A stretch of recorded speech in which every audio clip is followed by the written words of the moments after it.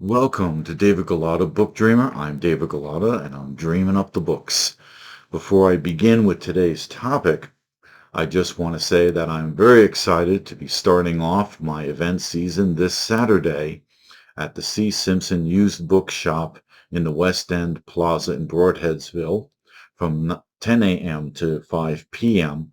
I'll be there selling books and posters, answering questions, signing things, and generally meeting readers, which I'm really, really looking forward to. I like meeting people who have read the books, and I love meeting new readers and people who are curious about what I'm creating.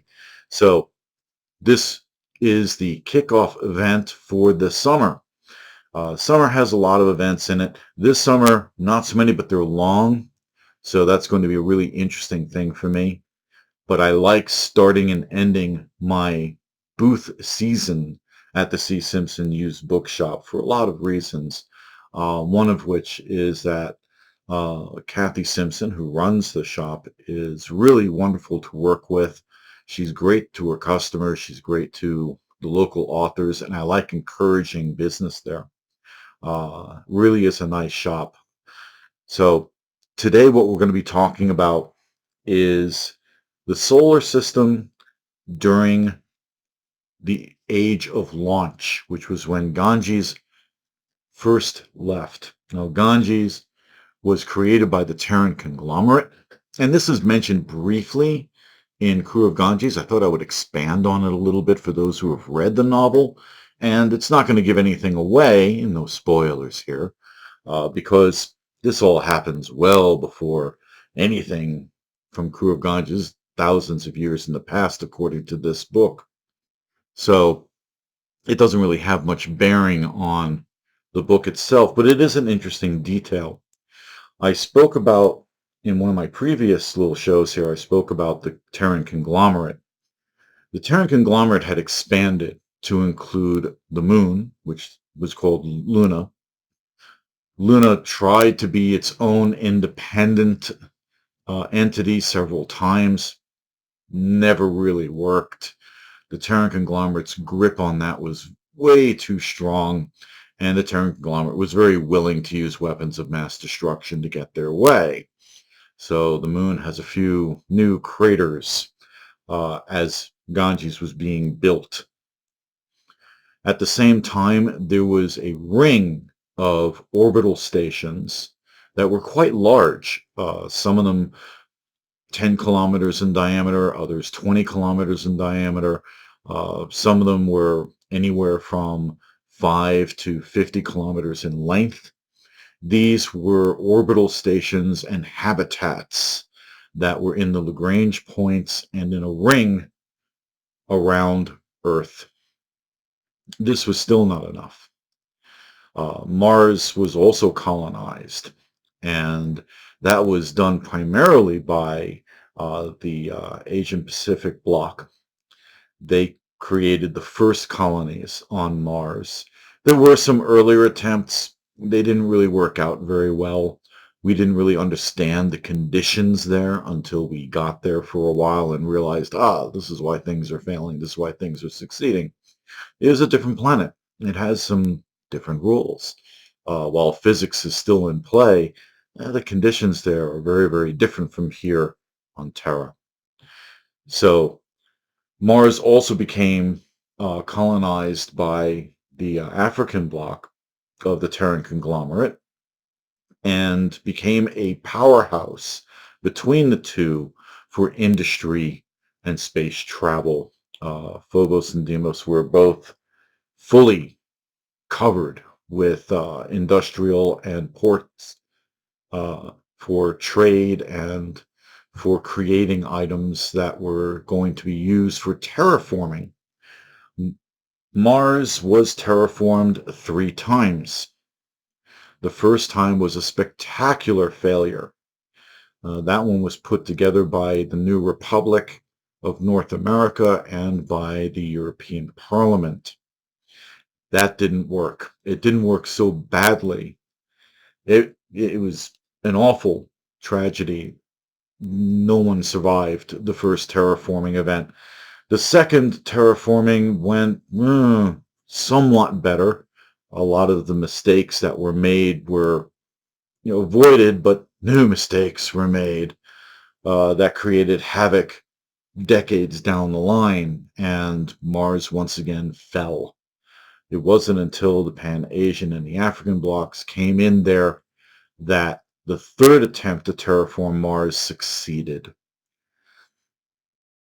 Once Mars was terraformed, it was a real foothold for the Terran conglomerate to reach out to the outer system, the moons of Jupiter, Saturn, and further on.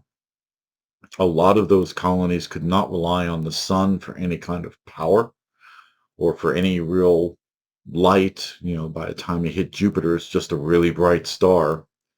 So they had to be very, very self-sufficient and living within basically an industrial base.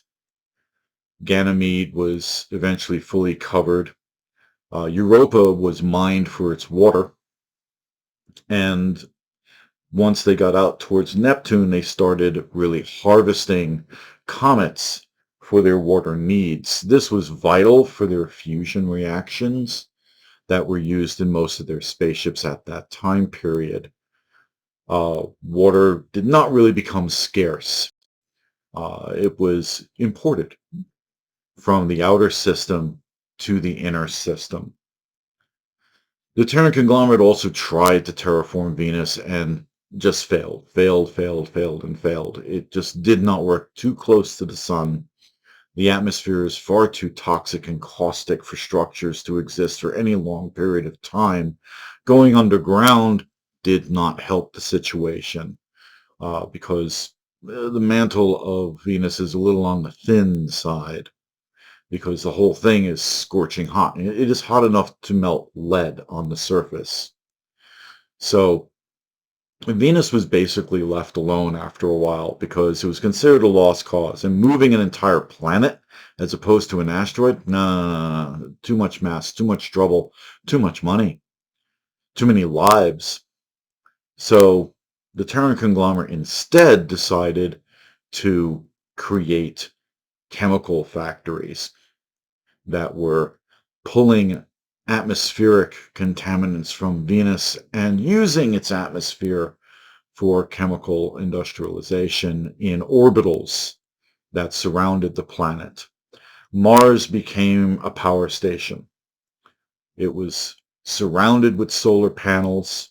Being that close to the sun really made sure that those solar panels were able to absorb a lot of energy that normally gets lost into deep space, and they would fill batteries and beam energy as microwaves toward Venus, where it was then shunted over to the orbitals of Earth or Terra.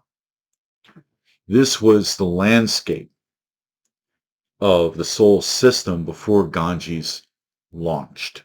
And the reason Ganges launched is because they understood that the solar system, large as it is, was still very, it was finite. There were only so many resources once you go through all the asteroids and all the comets. And yes, there's so many of them, but, we can eat those up building all these colonies and orbitals and whatnot. Plus, weapons of war, rebuilding after wars. The Terran conglomerate was not a sleepy giant. It was a very active bunch of rambunctious nations who were trying to outdo one another. And there were many, many conflicts, and several orbital colonies were completely destroyed. This was a tinderbox waiting to explode. And thus the Ganges project became the child of the AI solidarity. Now the AIs felt that it was logical to look at other systems to terraform new worlds. Now that we knew how to terraform properly, thanks to our 3 tries in Mars, third try is the charm. And the AI decided to take that knowledge and bring it to the next star. Find a dead world where there was nothing inhabiting it, which was easy because there wasn't much out there, and terraform a planet from the ground up It was a grand opportunity.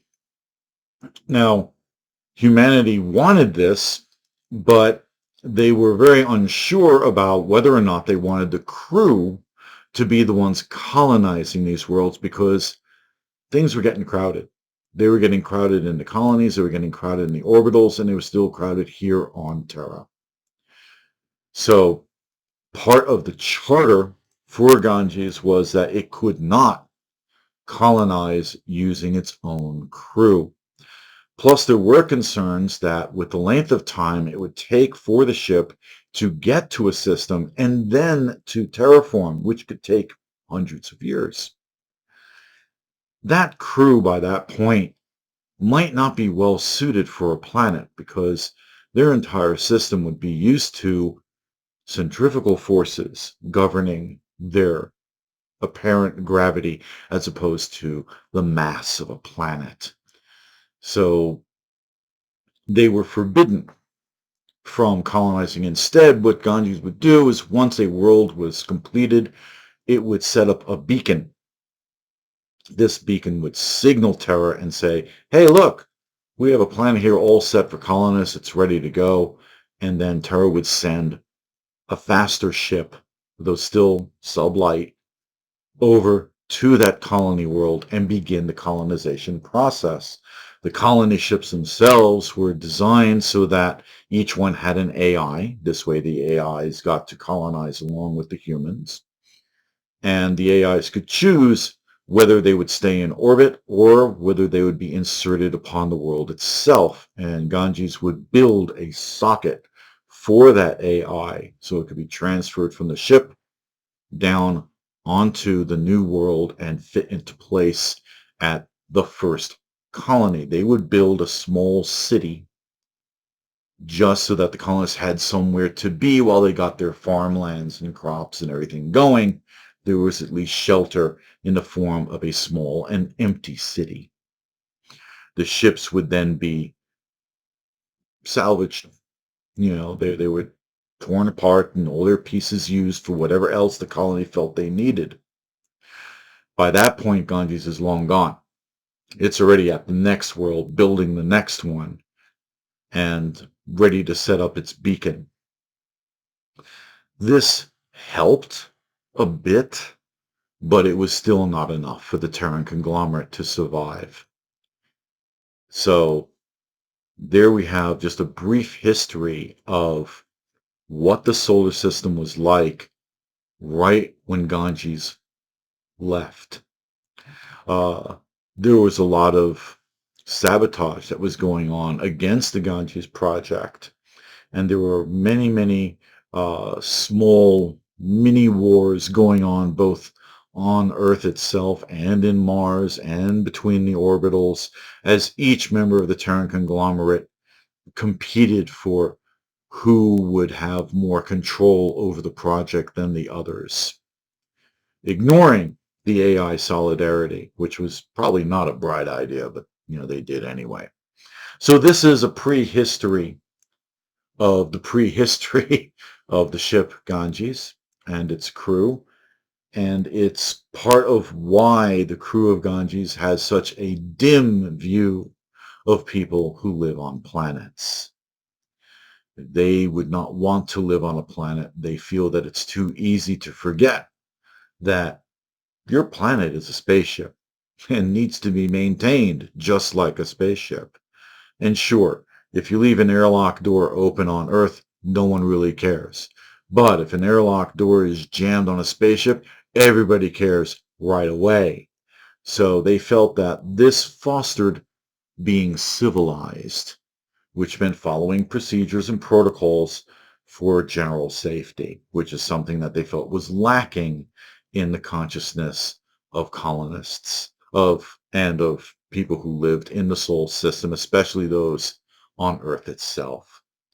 So hope you have enjoyed this one. If you did, please subscribe and spread the word, and you'll get notifications as to when the next one will be out. This Saturday, I've got my event, so I'm very happy about that, and I'll be talking to you about that on the next little program here. So Everyone have a great end of the week and a fantastic weekend. And happy Father's Day to all the fathers out there. And I will see you next week. Take care, everyone, and happy reading.